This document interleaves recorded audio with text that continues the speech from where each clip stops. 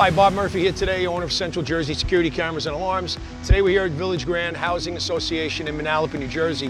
What we're doing here today is we're putting in remote cameras, license plate recognition cameras, and 8 megapixel 4K standard IP cameras at each entrance to capture the traffic in and out of the development.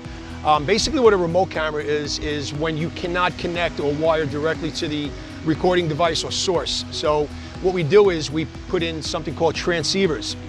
Now what the transceivers do is it allows the video signal to transfer between point A and point B and joins all the video into the main source, which is the NVR in this case.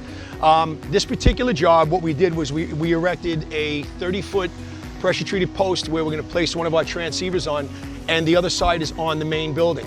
What we do is we bury our lines out to the front, we install a post here and put our cameras in, and it's a job well done and it serves the purpose without actually having to span wires, which would be impossible here, or dig up the street, which would be very expensive. So if you take a look behind me, you'll see my crew working. Been here all day. This is phase 1.